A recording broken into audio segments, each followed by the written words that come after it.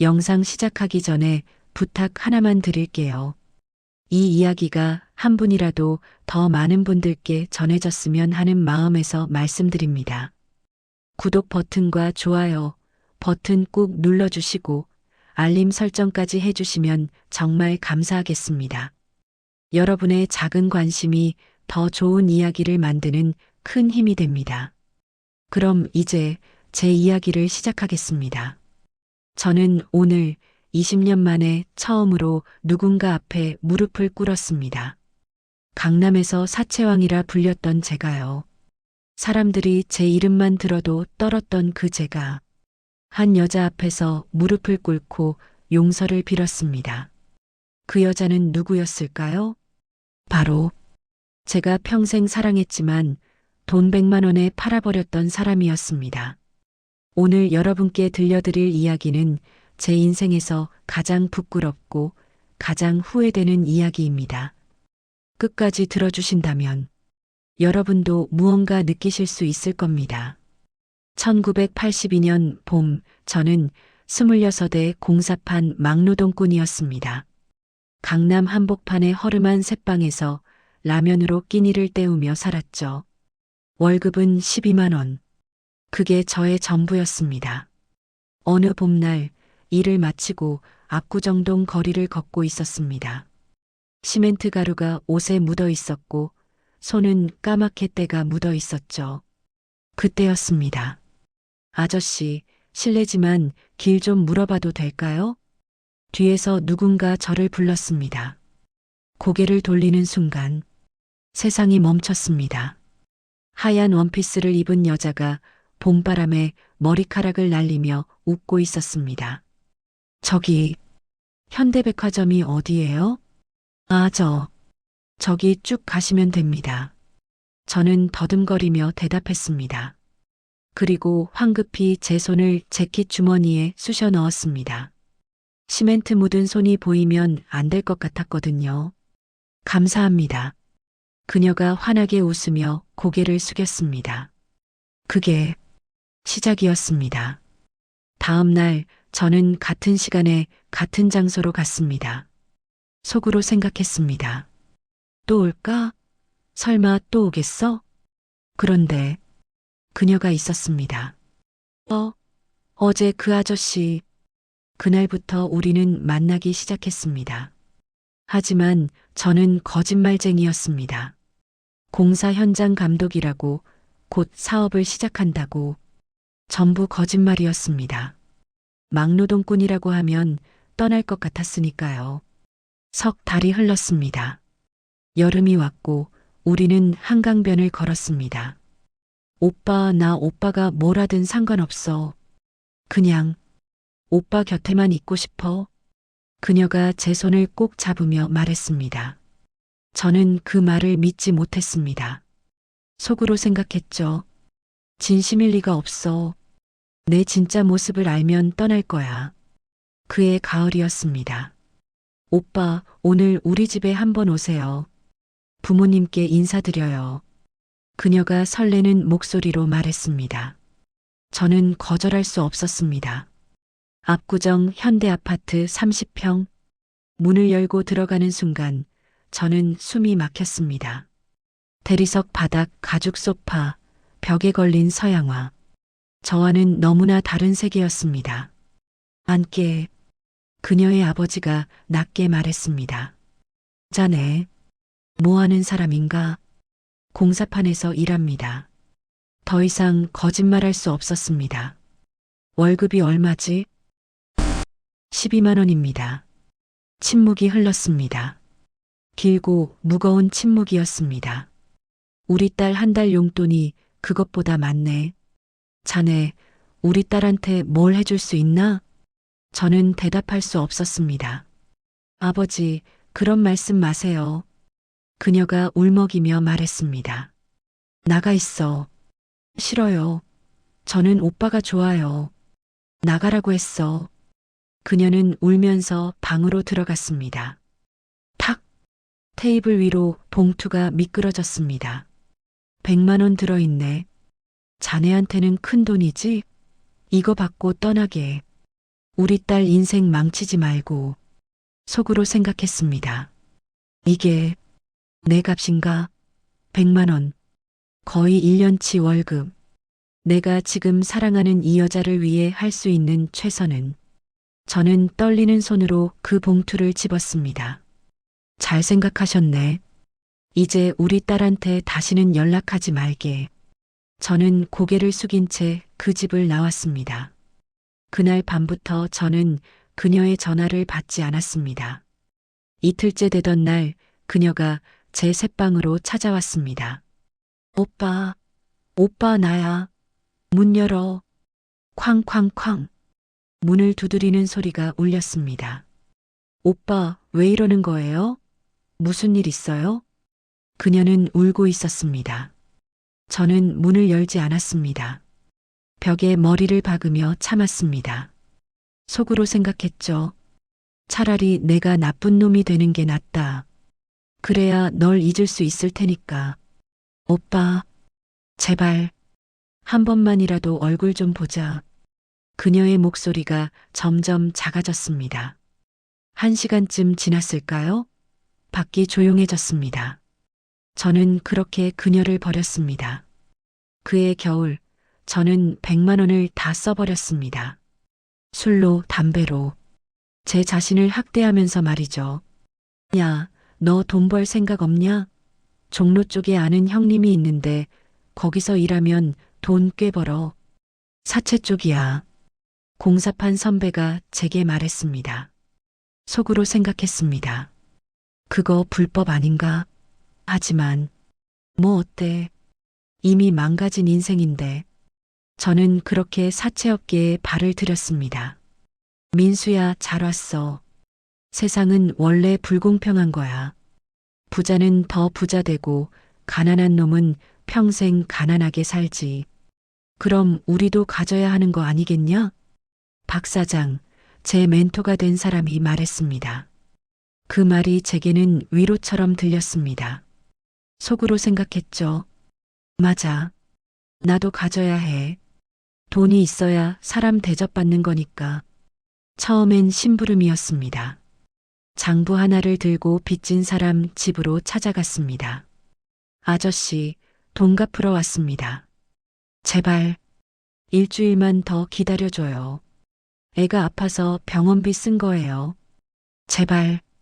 그 사람은 제 앞에서 무릎을 꿇었습니다. 속으로 생각했습니다. 내가 지금 뭘 하고 있는 거지? 하지만 저는 돈을 받아냈습니다. 그날부터 제 가슴 한편이 조금씩 굳어가기 시작했습니다. 한 달 뒤 저는 직접 돈을 빌려주기 시작했습니다. 월 3푼으로 시작해서 5푼, 7푼. 사람들의 절박함을 이용했습니다. 3년째 되던 해 월 10푼을 받기 시작했습니다. 박 사장님, 제발 좀 기다려주세요. 제 딸이 대학 입학금 내야 해서 그런 거예요. 그건 제 알 바 아닙니다. 3일 드릴게요. 못 갚으시면 집 넘기셔야죠. 그 사람은 울었습니다. 작년의 남자가 제 앞에서 펑펑 울었습니다. 저는 아무 감정도 느끼지 못했습니다. 속으로 생각했죠. 나는 괴물이 됐구나. 13년이 흘렀습니다. 1996년 저는 강남 한복판에 사무실을 차렸습니다. 고급 승용차를 몰았고 명품 시계를 찼습니다. 사람들은 저를 강남의 박 사장이라 불렀습니다. 박 사장님, 이번 달 수익이 3억입니다. 잘했어. 다음 달 목표는 4억이야. 저는 모든 걸 가졌습니다. 하지만 밤이 되면 잠을 잘 수 없었습니다. 오빠, 왜 이래요? 꿈속에서 그녀가 나타났습니다. 울면서 제 이름을 부르면서 으악. 저는 비명을 지르며 깼습니다. 온몸이 땀으로 젖어 있었습니다. 술을 마셨습니다. 1병, 2병. 취해야 잠들 수 있었으니까요. 속으로 생각했습니다. 이게 내가 원한 삶이었나? 돈은 많은데 왜 이렇게 공허하지? 하지만 저는 멈출 수 없었습니다. 이미 너무 깊이 들어와 버렸으니까요. 1999년 봄이었습니다. 1997년 IMF가 터지면서 일거리가 넘쳐났습니다. 박 사장님, 새로운 건이 하나 들어왔습니다. 압구정동 쪽인데 빚이 꽤 많더군요. 부하 직원이 서류를 제 책상 위에 올려놓았습니다. 저는 무심코 채무자 이름을 봤습니다. 김영철. 그 순간 제 심장이 멎는 것 같았습니다. 평생 잊을 수 없는 이름. 설마 동명이인이겠지 하는 마음에 서류를 다시 보았습니다. 김영철 그리고 가족관계 사항에서 나는 멈출 수밖에 없었습니다. 평생 잊지 못하는 그녀의 이름, 바로 그녀의 아버지였습니다. 확실해? 떨리는 목소리로 다시 한번 확인을 했습니다. 네, 확인했습니다. 압구정 현대아파트 거주하고요. 저는 서류를 천천히 펼쳤습니다. 손이 떨렸습니다. 빚 총액 10억. 밀린 이자까지 합치면 15억. 속으로 생각했습니다. 이게 복수할 기회인가? 17년 전 저를 짓밟았던 그 사람. 100만 원 던져주고 저를 쫓아냈던 그 사람. 이제 그 사람이 제 앞에서 무릎 꿇을 차례였습니다. 내가 직접 가겠어. 이거는 내가 처리한다. 다음 날 저는 그 아파트로 향했습니다. 17년 만에 다시 찾은 그곳은 예전처럼 화려해 보이지 않았습니다. 페인트는 벗겨져 있었고 복도는 어두웠습니다. 딩동. 초인종을 눌렀습니다. 문이 열렸습니다. 그녀의 어머니였습니다. 백발이 성성하고 주름이 깊게 패인 얼굴이었습니다. 채무 때문에 왔습니다. 헉, 당신은 그때 세월이 지났지만 내가 알아본 것처럼 그녀의 어머니도 나를 알아보았고 당황을 하였습니다. 난 아무렇지도 않은 척 더욱 더 차갑게 사무적인 태도로 그녀의 어머니를 대했습니다. 아, 네, 잠깐만 기다려주세요. 안으로 들어갔습니다. 예전과 똑같은 거실이었지만 분위기는 완전히 달랐습니다. 쌓인 먼지, 낡은 소파, 색이 바랜 커튼. 제발 조금만 더 기다려 주실 수 없을까요? 우리 남편이 지금 병원에 입원해 있어요. 3일 드리겠습니다. 저는 차갑게 말을 잘랐습니다. 3일 안에 못 갚으시면 이 집 넘기셔야 합니다. 제발, 제발이요. 그분이 제 앞에서 손을 빌었습니다. 3일입니다. 저는 돌아서서 나왔습니다. 17년 전 그때의 내 모습이 겹쳐 보였지만 복수의 쾌감 같은 건 없었습니다. 그저 가슴이 텅 비는 것 같았습니다. 사흘째 되던 날 저는 다시 그 집을 찾아갔습니다. 돈 준비하셨습니까? 그녀의 어머니는 고개를 저었습니다. 그리고 손에 뭔가를 들고 있었습니다. 민수 씨, 이거 읽어보세요. 우리 딸이 당신한테 남긴 편지예요. 낡은 봉투였습니다. 제 이름이 적혀 있었습니다. 순간 아무 생각이 없어진 저는 떨리는 손으로 봉투를 받았고 편지를 꺼내서 펼쳤습니다. 오빠 미안해요. 오빠 아기를 가졌어요. 집에서는 지우라고 했어요. 하지만 나는 이 아이를 지킬 거예요. 오빠가 날 버린 건 아버지 때문이라는 걸 알아요. 나는 오빠를 원망하지 않아요. 그냥 이 아이만은 지키고 싶었어요. 나는 집을 나갑니다. 오빠도 가족도 모두 잊을게요. 하지만 이 아이는 우리의 사랑이었다는 걸 기억할게요.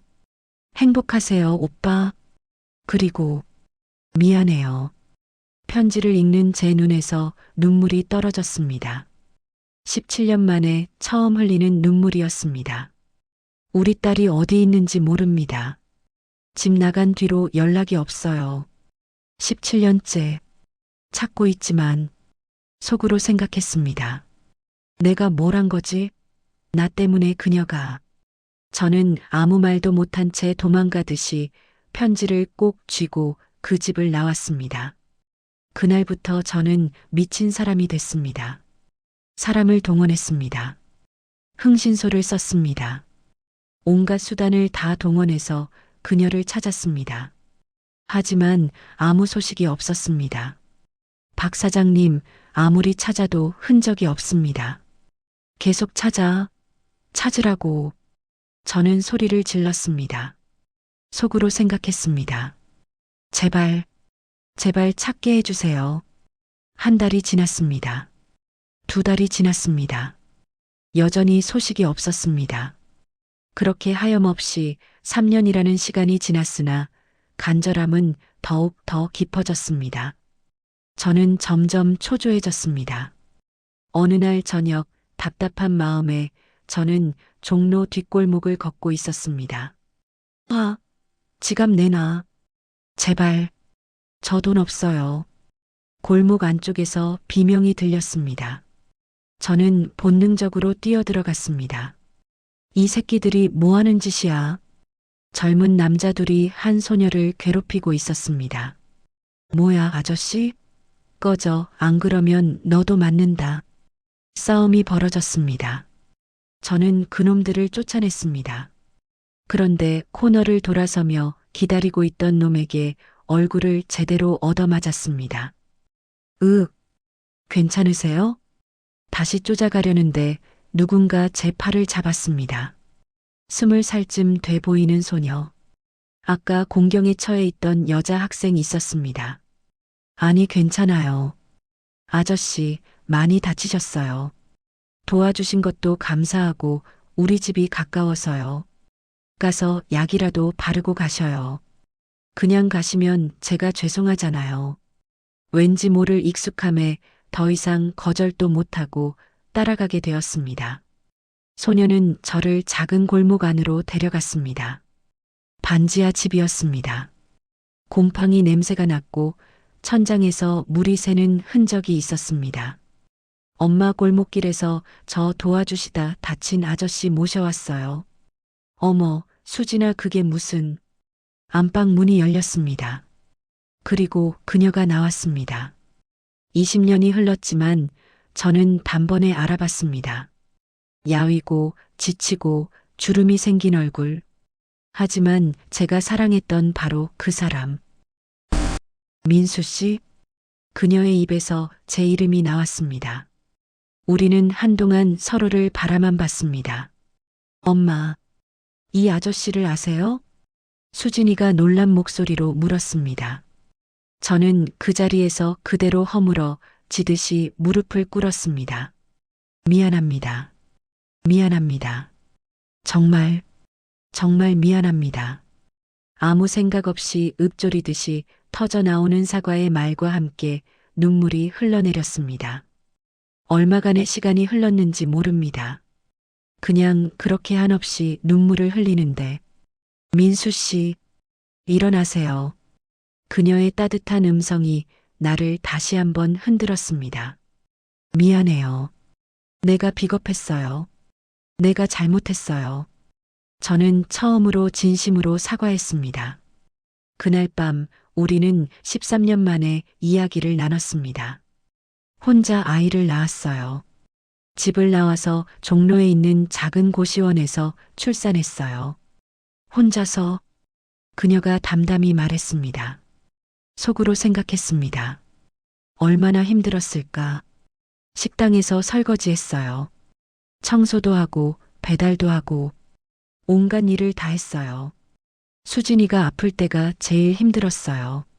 병원비도 없고 그냥 품에 안고 울었어요. 그녀는 울지 않았습니다. 그저 담담히 말했습니다. 하지만 후회는 안 해요. 수진이가 있어서 버틸 수 있었으니까요. 학교도 장학금 받아서 다니고 있어요. 우리 딸 공부 잘해요. 그녀가 처음으로 웃었습니다. 그걸로 충분해요. 수진아. 그녀는 소녀를 불렀습니다. 네. 여기 계시는 분이 내 아버지란다. 수진이의 눈이 커졌습니다. 엄마가 말씀하신 그 아버지가 이분이라고요. 당황한 수진이가 천천히 내 앞에 무릎을 조아리고 저와 눈 높이를 맞추며 말했습니다. 엄마가 아버지 이야기를 해주셨어요. 좋은 분이었는데 어쩔 수 없이 헤어졌다고. 아버지를 원망하지 말라고. 난 2번이나 죽을 죄를 지은 죄인이구나. 미안하다. 정말 미안하다. 저는 전보다 더 깊게 고개를 조아렸습니다. 아버지, 괜찮아요. 수진이가 제 어깨를 잡았습니다. 그 말을 들으니 더 가슴이 아팠습니다. 그날 밤 저는 결심했습니다. 남은 인생을 속죄하며 살겠다고. 다음 날부터 저는 사채업을 정리하기 시작했습니다. 박 사장님, 갑자기 왜 이러십니까? 그만둘 거야. 그만둔다니까? 부하 직원들은 이해하지 못했습니다. 하지만 저는 더 이상 그 일을 할 수 없었습니다. 속으로 생각했습니다. 내가 모은 이 돈이 얼마나 많은 사람을 울렸을까? 저는 제가 모은 돈으로 빚에 시달리던 사람들을 도왔습니다. 전부는 아니더라도 조금이라도 갚고 싶었습니다. 박 사장님 정말 이자 다 탕감해 주시는 겁니까? 네. 원금만 천천히 갚으세요. 감사합니다. 정말 감사합니다. 사람들이 울면서 고마워했습니다. 제 가슴이 따뜻해지는 게 느껴졌습니다. 한 달 뒤 저는 종로에 작은 식당을 차렸습니다. 민수 씨, 이렇게까지 안 해도 돼요. 그녀가 말했습니다. 아니에요. 제가 하고 싶어서 하는 거예요. 우리 함께 살아요. 늦었지만 이제라도 제대로 하고 싶어요. 그녀는 눈물을 흘렸습니다. 그리고 고개를 끄덕였습니다. 식당 이름은 수진이네로 지었습니다. 메뉴는 간단했습니다. 김치찌개, 된장찌개, 제육볶음. 아버지, 제가 홀서빙 도와드릴게요. 그래, 우리 딸. 고맙다. 어머니, 김치는 제가 담글게요. 얘가 언제 이렇게 컸대? 우리는 평범한 가족이 됐습니다.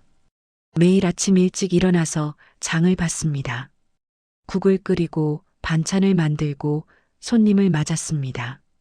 사장님, 여기 김치찌개 맛있네요. 감사합니다. 수진아, 물 좀 갖다 드려. 네. 바쁘게 움직이는 수진이를 보면 가슴이 벅차올랐습니다. 속으로 생각했습니다. 이게 내가 평생 찾던 행복이구나. 어느 날 저녁 장사를 마치고 셋이서 식탁에 앉았습니다. 오늘 장사 잘 됐네. 네, 단골 손님도 많이 늘었어요. 아버지, 제가 만든 김치 맛있죠? 그럼 우리 딸이 만든 건데 당연하지. 평범한 대화였습니다. 하지만 이 평범함이 얼마나 소중한 건지 이제야 알았습니다. 민수 씨, 그녀가 저를 불렀습니다. 네, 고마워요. 돌아와줘서 제가 더 고맙죠. 받아줘서. 우리는 손을 잡았습니다. 13년이 흘러서 이제야 다시 잡은 손이었습니다. 속으로 생각했습니다. 내가 진작 용기를 냈더라면 이 행복을 13년 전에 가질 수 있었을 텐데. 하지만 후회만 하고 있을 수는 없었습니다. 이제라도 알게 된 게 감사했습니다. 3년이 흘렀습니다. 식당은 동네에서 제법 유명해졌습니다. 수진이네 김치찌개가 최고야. 사장님 인심도 좋으시고. 수진이는 대학을 졸업했습니다. 아버지, 저 취직했어요. 그래, 우리 딸 정말 자랑스럽다. 이제 제가 돈 벌어서 아버지 어머니 효도할게요. 아이고, 우리 딸. 그녀와 저는 눈물을 흘렸습니다. 어느 일요일 오후 장사를 쉬는 날이었습니다. 우리 셋은 한강변을 걸었습니다. 여기, 우리 처음 만난 곳이죠? 수진이가 말했습니다. 그래. 그때 내 어머니가 얼마나 예뻤는지. 뭘 또 그런 얘길. 그녀가 부끄러워하며 웃었습니다. 저는 그 모습을 바라보며 생각했습니다. 속으로 이게 진짜 그녀를 위한 결정이 뭔지를 알 것 같았습니다. 세상은 원래 불공평하다고 생각했습니다. 돈이 있어야 행복할 수 있다고 믿었습니다. 하지만 틀렸습니다. 진짜 행복은 사랑하는 사람 곁을 지키는 것, 그게 전부였습니다. 아버지, 제가 아버지 손 잡아도 돼요? 수진이가 웃으며 물었습니다. 그럼 당연하지. 저는 수진이의 손을 잡았습니다. 반대편에서는 그녀가 제 팔을 끼웠습니다. 우리는 그렇게 셋이서 한강변을 걸었습니다. 봄바람이 불었습니다. 13년 전 그날처럼. 하지만 이번에는 달랐습니다.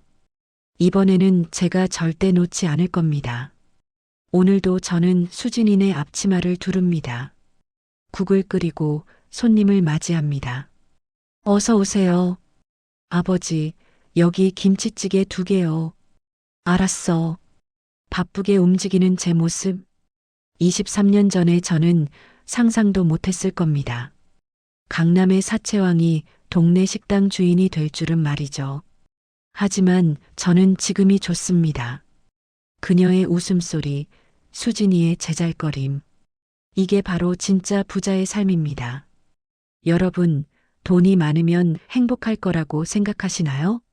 권력이 있으면 만족할 거라고 믿으시나요? 저는 그렇지 않다는 걸 배웠습니다.